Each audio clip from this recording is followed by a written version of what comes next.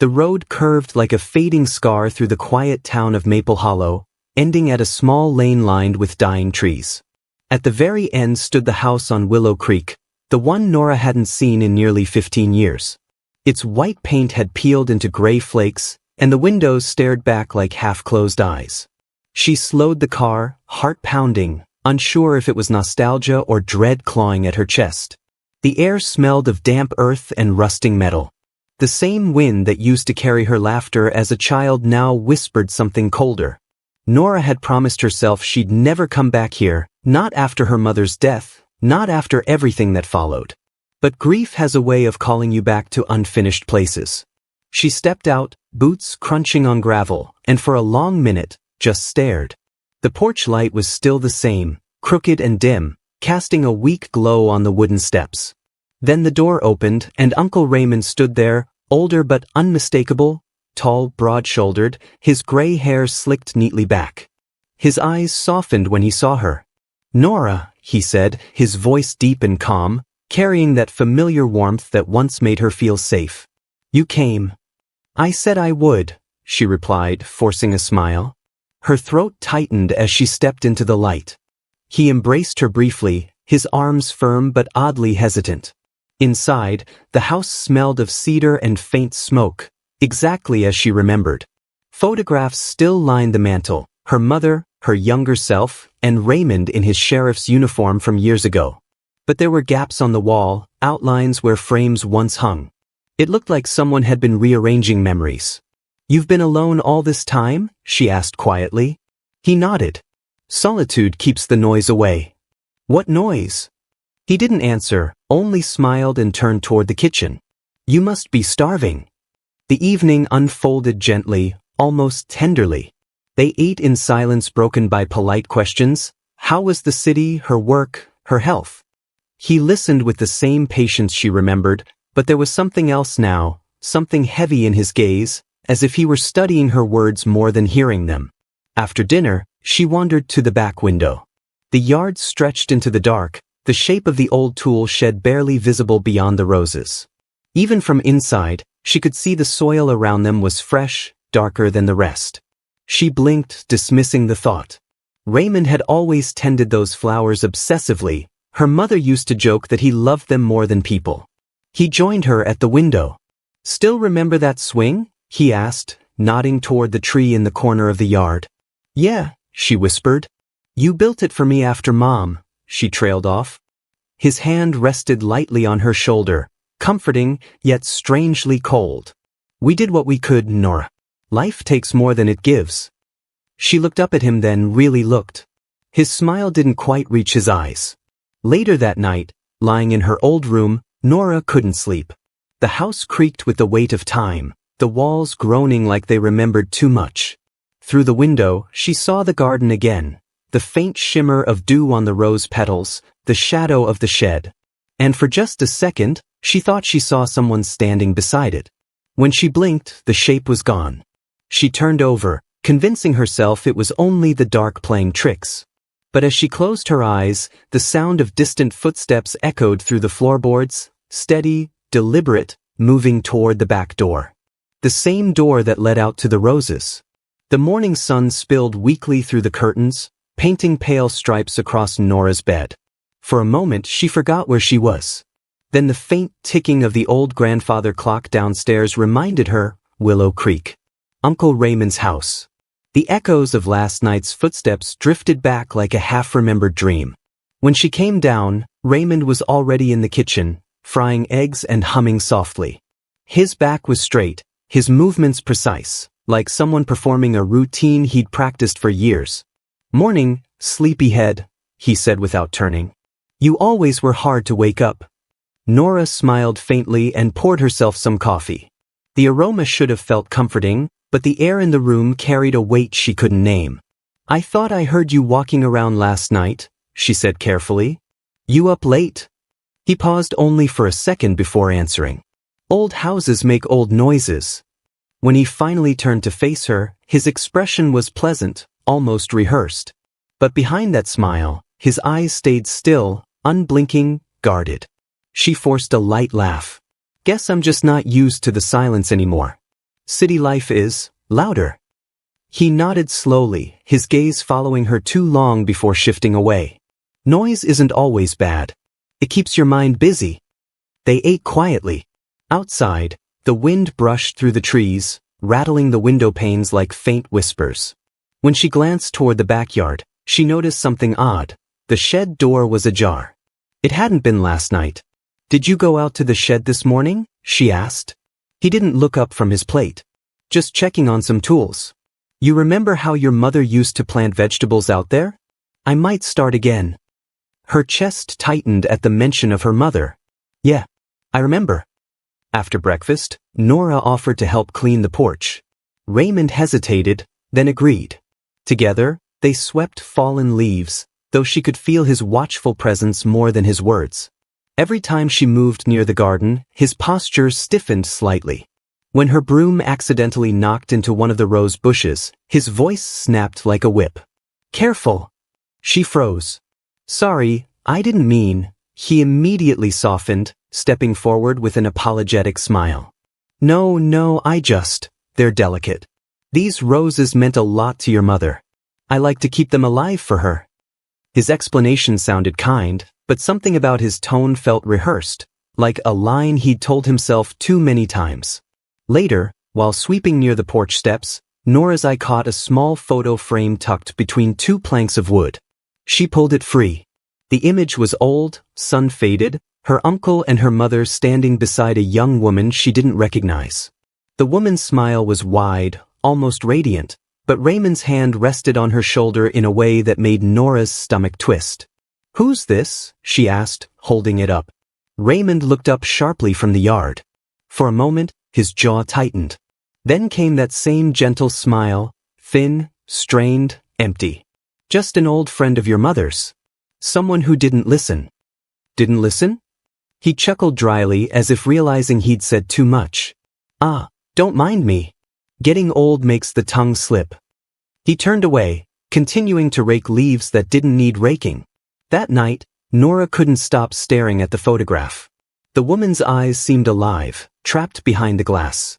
Something about her felt familiar, like a ghost at the edge of memory.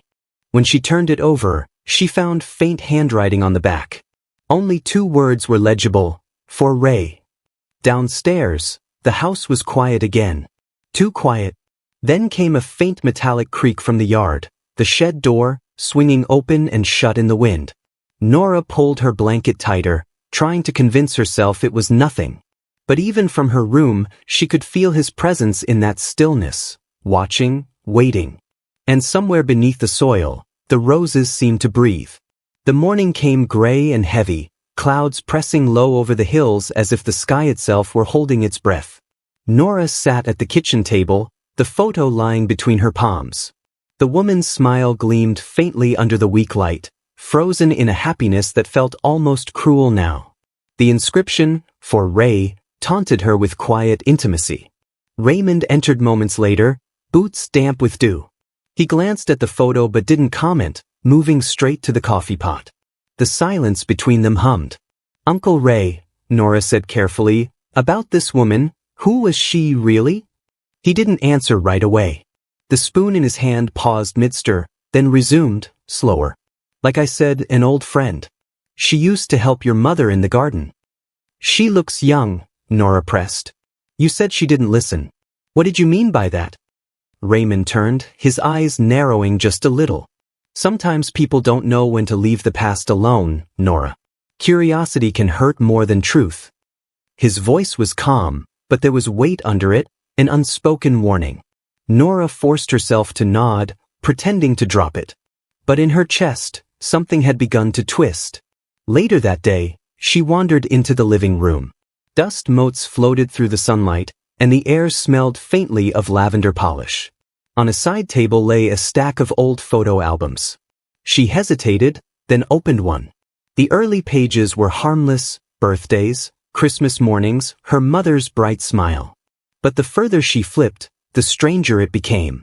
The same woman appeared again and again, at the lake, at the rose garden, even sitting beside Raymond on the porch. Always smiling, always close to him. And then she was gone. No mention, No goodbye, as if she had never existed. When Nora asked her mother's diary about this woman, because yes, she found her mother's handwriting tucked in the last page of one album, the words were cryptic. She reminds him too much of what he lost. I told her to be careful. Nora's pulse quickened. What had her mother meant? What did this woman remind him of? That evening she caught Raymond in the shed.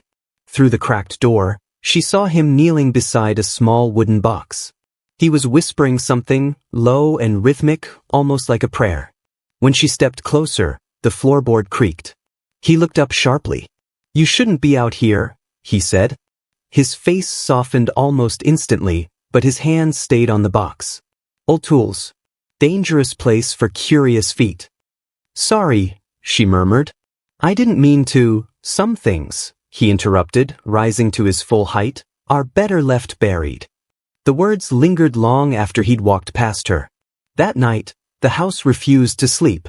Every sound seemed louder, the ticking clock, the rustle of the curtains, the whisper of the wind through the trees.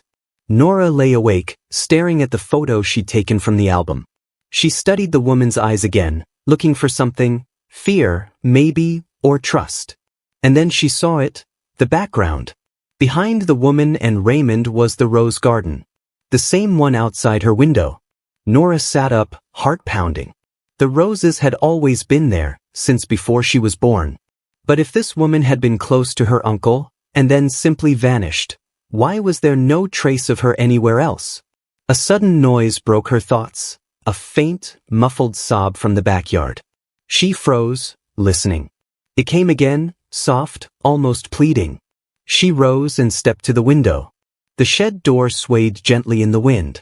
No one was there, but the sobbing seemed to come from the ground itself, rising from the soil. Nora backed away slowly, her breath shaking. The photo slipped from her hand, landing face down on the floor. When she picked it up again, the smiling woman's face was smudged with dirt. The next morning, the air felt unnaturally still. The usual chirping of birds had vanished, replaced by the distant hum of wind scraping through dry leaves. Nora stood by the window, staring at the rose garden. The image of the photograph from last night burned behind her eyes. The smiling woman, the same patch of roses in the background. She couldn't shake the feeling that the flowers were hiding something. She dressed quickly, slipping on a jacket and boots, her hands trembling slightly. Raymond's voice floated from the kitchen. Coffee's ready, he called, his tone casual. I'll be right there, she answered, forcing steadiness into her voice. Instead of heading to the kitchen, she opened the back door and stepped outside. The morning dew clung to the petals, glistening like tiny drops of blood in the pale light.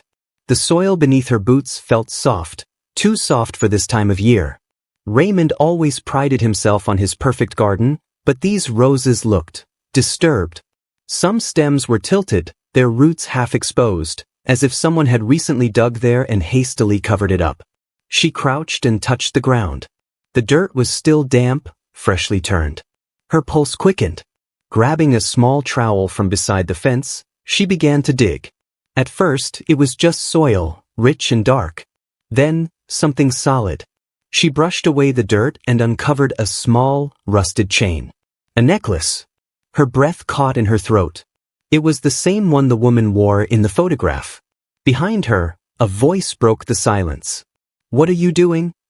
Nora jumped, spinning around. Raymond stood at the edge of the porch, his expression unreadable. His eyes went straight to her hands, to the necklace gleaming faintly in the light. I found this in the dirt, she stammered. It must have been Mom's, or maybe, he stepped forward, slow and deliberate. That belonged to someone who didn't take care of what she was given. The words hit her like a slap. What are you talking about? Raymond exhaled sharply, then forced a thin smile. I'm sorry. I didn't mean to snap. Those roses are delicate, Nor. You shouldn't dig around them. He reached out, offering his hand to help her up, but she hesitated before taking it. His grip was too firm, his palm cold. When he turned toward the house, his jaw twitched. Inside, the tension hung heavy. Raymond cleaned the kitchen counter with methodical precision while Nora placed the necklace on the table. It's beautiful, she said softly, testing his reaction. He didn't look up. Memories can be dangerous things to dig up. The rest of the day passed in uneasy quiet. Raymond barely spoke, moving through the house like a shadow. Nora tried to distract herself, sorting through boxes in the attic. Dust stung her eyes as she pulled open an old chest filled with faded photographs and letters. Most were harmless, family trips, birthdays, but one photo caught her breath. The woman again, standing near the roses, wearing the same necklace. Only this time, her smile looked tense, forced. And standing just behind her, half in shadow, was Raymond. His hand rested on her shoulder, his expression unreadable. The floor creaked behind her. Nora turned quickly, expecting Raymond, but no one was there. As evening fell, she sat by the window again. The wind had picked up, rattling the garden gate. The roses swayed in rhythm, as if restless. She thought about the woman's face, the necklace, the strange way Raymond's voice changed when he mentioned her.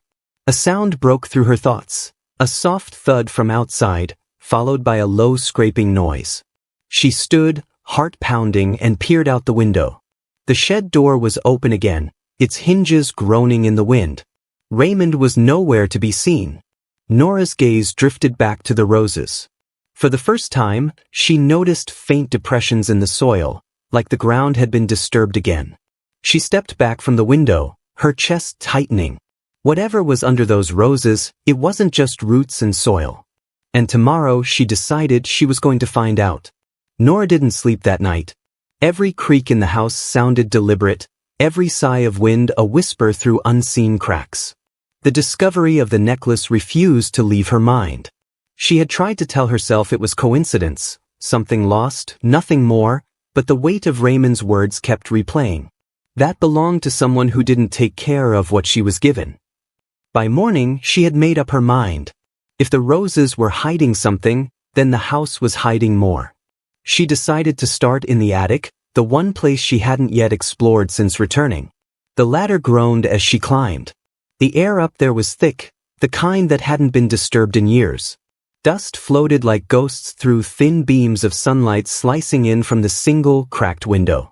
Boxes were stacked in uneven towers, and the smell of mothballs and paper filled her lungs. She began to open boxes one by one, old linens, family photos, Christmas ornaments, but nothing explained the unease that crawled under her skin. Then she noticed a small wooden chest pushed into the corner, its hinges rusted and locked with a flimsy clasp. Inside, beneath a bundle of letters, she found it, a leather-bound book, edges cracked, pages yellowed with age. Her mother's handwriting curved gracefully across the first page, "To remember what I can't say aloud." Nora's hands trembled as she turned the pages. The early entries were mundane, recipes, gardening notes, daily errands. But gradually, the tone shifted. "Raymond watches me more lately. Says it's just because he worries. But sometimes I wake up and he's standing in the hallway, just outside my door." Another entry, "He doesn't like when I leave the house. Says the world isn't safe for a woman alone. But the danger doesn't feel out there anymore. It's in his voice when I tell him I'm going." Nora felt her stomach twist. Her uncle, the man who'd raised her after her mother's death, had been the reason her mother had felt trapped. She turned another page. "There's a girl. Her name's Claire. She helps with the roses. He smiles when she's here. Too much. I warned her to be careful, but she only laughed." The woman in the photograph. Nora's breath hitched. Her fingers tightened around the pages as she continued reading. "Claire hasn't come back for 3 days. Raymond says she left for the city. But her gloves are still hanging by the shed." She could almost hear her mother's voice trembling in those words. The final entry on the page was only a single line, written hastily, as if in fear. "He says I remind him of her now." A chill ran down Nora's spine. She looked around the attic, suddenly aware of how quiet the house had become. No footsteps, no humming, no sound of Raymond moving below. Just silence, thick and expectant. She closed the diary and sat for a moment, trying to steady her breathing. The man she'd trusted all her life, the man who tucked her into bed after her mother's funeral, might have been hiding something far darker than grief. Footsteps sounded suddenly downstairs, measured, steady. Then the creak of a door. Nora's pulse quickened. She tucked the diary inside her jacket and descended the ladder as quietly as she could. From the hallway, she could hear Raymond's voice. Humming. The same tune he used to sing to her as a child. She peered into the living room. He was standing by the window, staring out toward the garden. His hands were clasped behind his back, his head tilted slightly, as if listening to something beyond the glass. "Uncle Ray?" she said softly. He turned, his smile practiced, calm. "You've been busy up there." Her heart skipped. "Just looking for old photos." He nodded slowly. "Your mother loved that attic. Always hiding things she didn't want people to find." Something in his tone made her step back. He moved closer, the floorboards creaking beneath his boots. "You look just like her when you're scared." Nora's breath caught. "Why would I be scared?"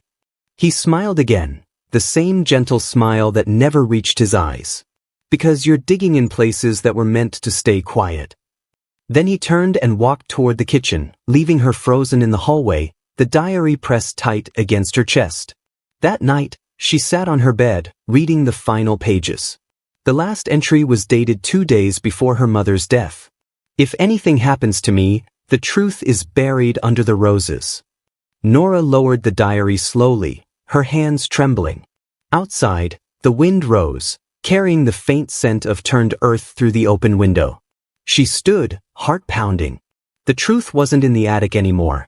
It was waiting in the garden. The words from her mother's diary wouldn't stop echoing in Nora's head. "If anything happens to me, the truth is buried under the roses." She had read the sentence over and over until the ink seemed to pulse on the page. Now, every time she looked at Raymond, she saw something else, something her childhood had been too innocent to notice. The way he watched her. The way he had always watched her. That evening, the house glowed with a faint amber light. Raymond sat in his armchair, reading a tattered newspaper. The smell of tobacco clung to the air, mixing with the faint sweetness of the roses drifting in through the open window. Nora lingered in the doorway, studying him. He looked ordinary, calm, tired even, but there was a weight in his stillness, like a predator waiting for movement. "You're quiet tonight," he said without looking up. "Just tired," she replied softly. He folded the paper, setting it aside. "You used to talk so much as a girl. I miss that. I guess people change." Raymond smiled faintly. "Not always. Some things stay the same, even when we pretend they don't." His eyes lifted to meet hers, and for the first time, she felt completely seen, like he could reach inside her thoughts. She forced herself to look away and went upstairs, locking her door behind her. Sitting on her bed, she opened the diary again, flipping to the last few entries. The handwriting had grown uneven, desperate. "He's everywhere. I can't breathe without feeling his eyes on me. I thought it was love once, but it's hunger. He says I remind him of her." Nora's throat tightened. The woman in the photo. The girl her mother had warned. She closed the diary and glanced toward the window. The garden shimmered faintly under the moonlight. She could see the shed door swinging again. A shiver ran through her. Downstairs, a floorboard creaked. She froze. Then came the sound of slow footsteps, moving through the hallway, stopping just outside her door. A faint knock. "Nora." Raymond's voice was calm. "You awake?" Her heart pounded. "Yeah, just reading." The pause. Then, "Your mother used to stay up late too. She'd sit by the window, writing. Said it helped her think." Nora stayed silent. "She thought I didn't notice," he continued, his tone soft, almost nostalgic. "But I always saw her, even when she tried to hide things from me." The doorknob rattled gently, once, then stopped. His voice dropped lower. "You shouldn't keep secrets either." She didn't breathe until his footsteps faded away. When she finally dared to move, her palms were slick with sweat. The next morning, she walked into the kitchen to find Raymond humming to himself, frying eggs again, as if nothing had happened. "Sleep well?" he asked. She forced a smile. "Fine." He looked at her, his gaze lingering just a second too long. "You look tired. Bad dreams?" "Something like that." He chuckled softly. Dreams are just old memories trying to find their way out. As she ate, she noticed the diary on the counter. He must have found it in her room. Her stomach dropped. I took it from the attic last night, he said before she could speak. Didn't think you'd mind.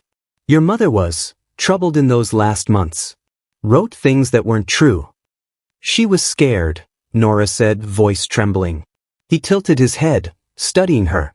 Scared people make mistakes.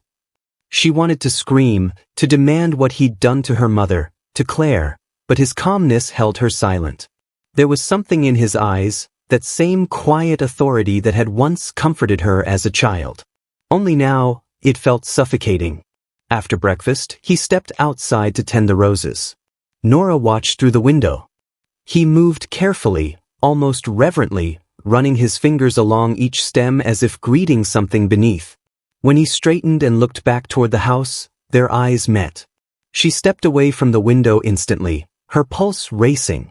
She knew what the diary meant now, what her mother had been trying to tell her. Raymond didn't just watch. He collected. And she was next in line to be buried under the roses. The night air felt heavy, as if the earth itself was holding its breath. The roses swayed gently in the breeze, their petals glistening under the pale glow of the moon. Nora stood at her bedroom window, watching Raymond move across the yard with a lantern. He stopped near the rose bushes, the same spot her mother had written about in her diary. She had planned to wait until he was asleep, but now she knew she couldn't. He was already out there, tending to his secrets. When the house went dark again, she slipped downstairs.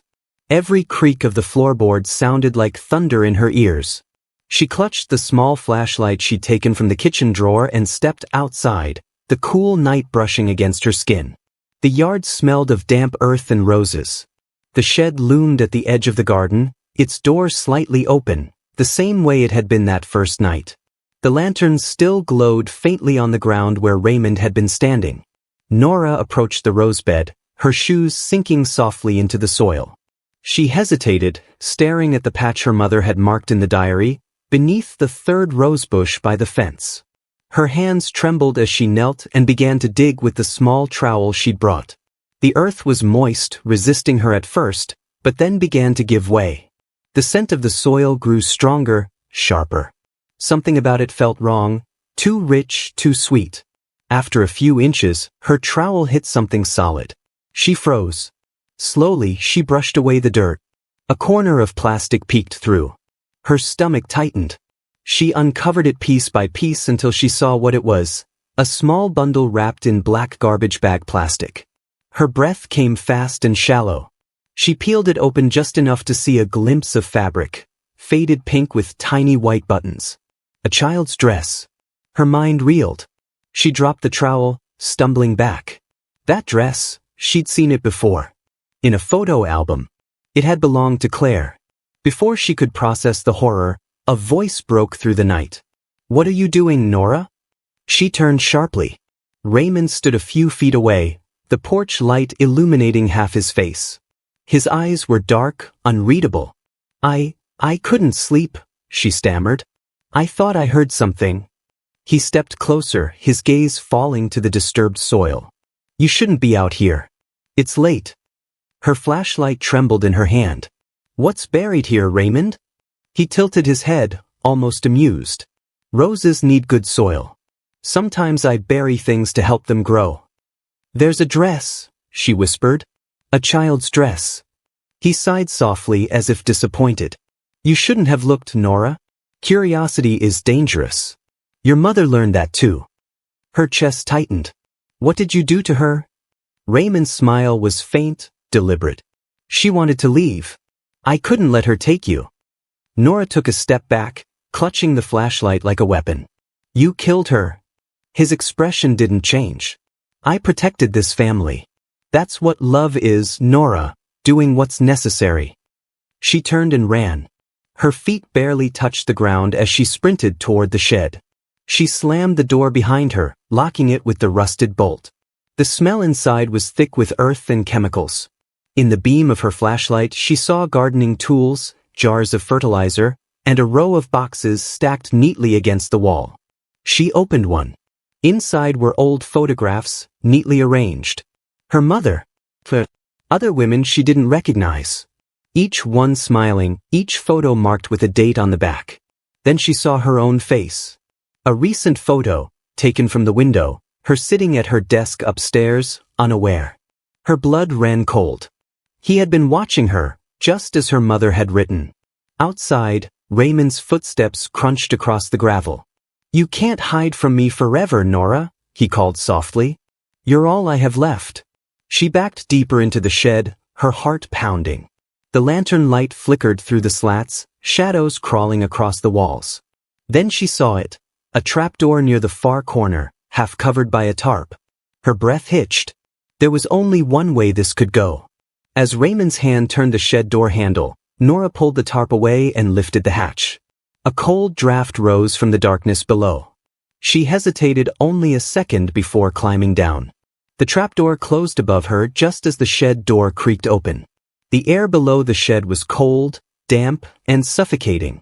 Nora landed hard on her knees, her flashlight flickering as it hit the ground. The faint sound of Raymond's footsteps echoed above, followed by the creak of the shed door closing. Then, silence. She took a shaky breath and aimed the light around her. The space was narrow, no more than a crawl tunnel carved into the dirt, supported by rotting wooden beams. The smell was thick with decay and rust, and somewhere deeper inside, water dripped rhythmically, like a heartbeat. For a moment, Nora considered climbing back up, but then she saw it, a glint of metal in the dirt. She reached for it and uncovered a rusted locket. When she pried it open, her breath caught. Inside was a tiny photo of her mother and Raymond. Her mother looked young, maybe in her 20s, smiling in a way Nora hadn't seen before, free, unguarded. She felt dizzy. The locket wasn't just old, it was intimate. Too intimate. Her mother had written, "He couldn't let me go." Now Nora understood what that meant. She crawled deeper into the tunnel, her flashlight beam trembling against the packed soil walls. Faint carvings marked the sides, initials, maybe dates, but one word stood out, etched unevenly into the wood: sorry. Her heart pounded. The word looked freshly scratched, like someone had carved it in desperation. Then she saw the first box. It was small, wooden, and half-buried. The lid was nailed shut. Her fingers shook as she pried it open. Inside were bones, tiny, delicate. A child's. Alongside them lay a broken necklace with the name Claire spelled out in faded beads. Nora dropped the box, stumbling back as bile rose in her throat. The ground felt alive beneath her hands, pulsing with every beat of her heart. Claire hadn't disappeared. She'd been here all along. The tunnel stretched further, darker. Nora forced herself to move forward, crawling on hands and knees, desperate to find where it ended. Her flashlight flickered again, threatening to die. Then, faintly, she heard something. A soft humming. Familiar. It was Raymond's lullaby, the same one he used to hum when she was a child, when she couldn't sleep after her mother's death. He was still above her. Waiting. Panic surged through her. She had to find another way out. The tunnel sloped downward now, and at its end, a faint glimmer appeared, light seeping through a crack in the earth. She crawled faster, clawing through the soil until she emerged into a small underground chamber. The space was lined with shelves, dozens of glass jars filled with strange things. Old jewelry, faded photos, locks of hair tied neatly with ribbons. Memories or trophies. On the far wall hung a large wooden cross. Nailed to it was a photo of her mother, her face smeared with dirt. Nora's legs gave way. She sank to the floor, sobbing silently. Everything she'd feared was true. Raymond hadn't loved her mother like a brother, he'd possessed her. And when she tried to leave, he destroyed her. Her flashlight beam landed on a pile of papers beneath the cross. Letters. Most were written in her mother's handwriting, but one stood out, newer, neater. It read, "If you're reading this, Nora, it means you've seen what he's done. I tried to keep you safe, but he always found a way to watch. There's another entrance near the creek. Follow the water and you'll find the light. Don't trust his voice. He'll try to make you believe he's saving you. Run." Nora clutched the letter to her chest, tears streaking her dirt-covered face. Above her, the sound of footsteps began again, slow, deliberate. She could hear him calling softly, almost lovingly. "Nora, sweetheart, come back up. You're scaring me." His tone was calm, gentle, like he was talking to a child. She turned off her flashlight, heart hammering, and pressed herself against the wall. The tunnel echoed with his voice and the creak of the trapdoor. Dirt sifted down from above as he stepped inside. She glanced toward the far end of the chamber. A faint trickle of water seeped through a crack in the wall. Her only chance. As Raymond's lantern light began to flicker through the tunnel, Nora crawled toward the sound of the water. Her mother's letter crumpled in her fist. She whispered to herself, barely audible, "I'm not going to be one of the things you bury." And then she slipped into the darkness, just as Raymond's voice filled the tunnel, low, trembling with rage. The night swallowed her whole. Nora stumbled out from beneath the earth, gasping as the cold air hit her lungs. The creek shimmered in the moonlight, winding through the trees like a silver ribbon. Her hands were raw, her nails packed with dirt, and her knees bled from crawling through the tunnel. But she was out. She was alive. Behind her, somewhere beneath the ground, she could still hear faint echoes, Raymond's voice, muffled, searching. Nora. It carried like a ghost through the still air. She ran. Branches lashed at her face, tearing at her clothes. The forest felt endless, twisting in every direction, but she kept following the sound of rushing water. Her mother's words echoed in her mind, "Follow the creek and you'll find the light." After what felt like forever, she saw a faint orange glow ahead, the old ranger's cabin near the edge of Willow Creek. She had passed it years ago with her mother during one of their walks. Her legs nearly gave out when she reached it. The door was locked, but she threw her shoulder against it until it gave way with a sharp crack. Inside, it smelled of dust and oil. She grabbed the lantern from the table, lit it with shaking hands, and found the dusty old phone mounted on the wall. Her fingers trembled as she lifted the receiver. There was a faint dial tone. "Please, please, please work." She dialed 911. 911, what's your emergency? Nora's voice came out cracked, frantic. "My name is Nora Bennett. I'm at Willow Creek near Route 9. My uncle, he's killed people. He killed my mother, and there's a tunnel under the shed. Please, you have to hurry." The dispatcher's tone shifted instantly. "Okay, Nora, I need you to stay calm. Are you in a safe location right now?" "No," she whispered. "He's coming. I don't know how long I have." A loud snap sounded outside, like a branch breaking. Nora froze, the phone pressed against her ear. Her heart thundered in her chest. "Stay on the line," the dispatcher said. "Officers are being dispatched now. Do not go outside. Can you lock the door?" She moved to the door, sliding the latch into place just as a faint shadow passed by the window. Her breath caught. Raymond was here. "Nora," his voice was soft again, almost tender. "You don't understand what you've done. Come home, sweetheart. You'll catch cold out here." Her grip tightened on the receiver. "He's outside," she whispered into the phone. "He's here right now." "Stay quiet," the dispatcher said urgently. "Help is on the way. Don't let him see you." Raymond's footsteps creaked across the porch. Then silence. The only sound was the soft buzz of the phone line and the thudding of Nora's heart. Minutes crawled by. The window shattered. Nora screamed, ducking behind the table as shards rained down. The lantern toppled, its flame flickering dangerously. Raymond's hand reached through the broken glass, fumbling for the latch. "You shouldn't have called them," he said, voice thick with emotion. "They'll twist everything. They'll say I'm the monster." Nora backed away, clutching the phone cord as if it were a lifeline. "You are the monster." For the first time, his expression broke. "I did it for you. For your mother. We were a family." Sirens wailed faintly in the distance, low at first, then growing louder. Raymond turned toward the sound, fury and fear flickering across his face. He looked back at her once more, eyes glistening.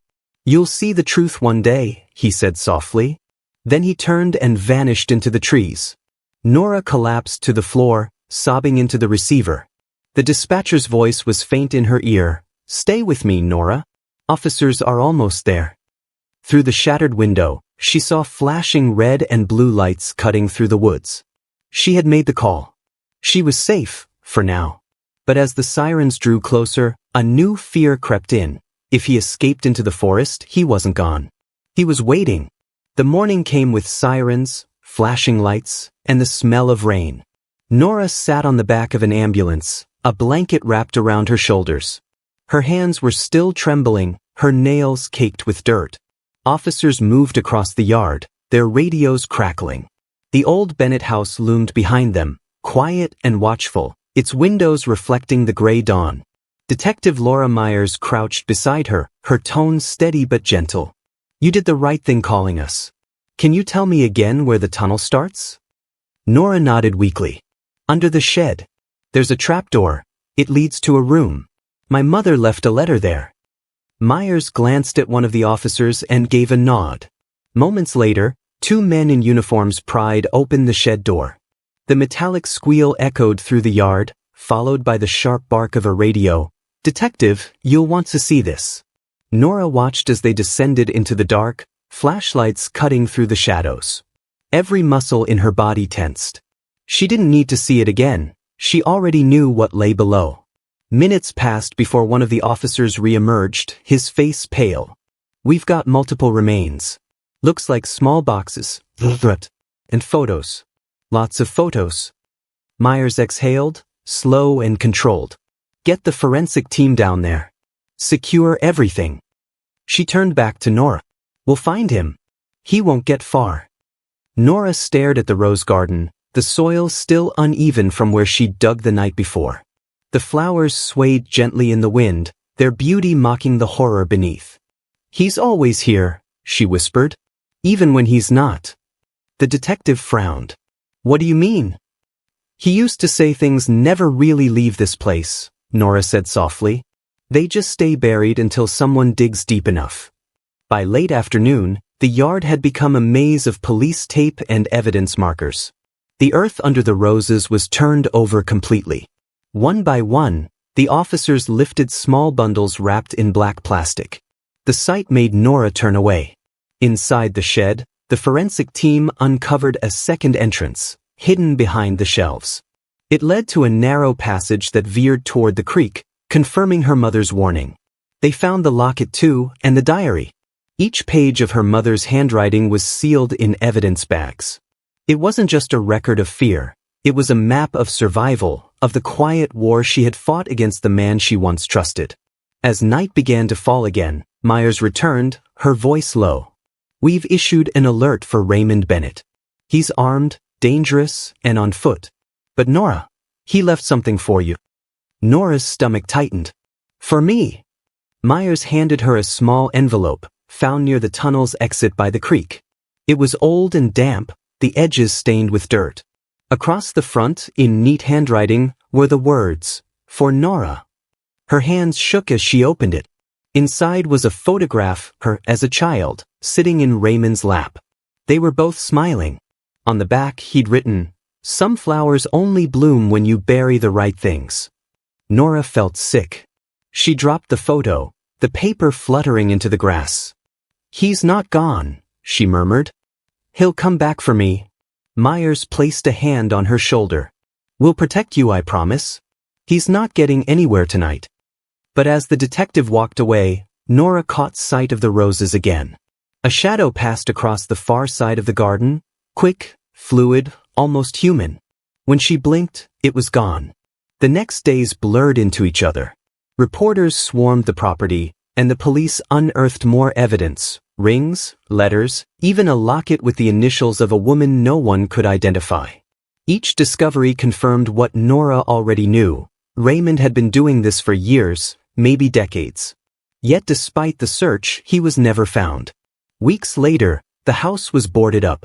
The yard was silent except for the hum of insects and the whisper of the creek. Nora stood at the edge of the property one last time, her suitcase beside her. The roses had started to grow again, vivid, blood red against the pale soil. She knelt, touching one of the stems. Its thorns pricked her finger, and a drop of blood bloomed bright against her skin. "I'm not afraid of you anymore," she whispered, to the house, to the ground, to the memory of him. In the distance, a breeze rustled the leaves. Somewhere, faintly, she thought she heard humming, his lullaby, drifting through the air like smoke. She rose, turned toward the road, and walked away without looking back. Behind her, under the freshly turned soil, something shifted softly, like breath beneath the earth. And in the garden of Willow Creek, the roses kept growing.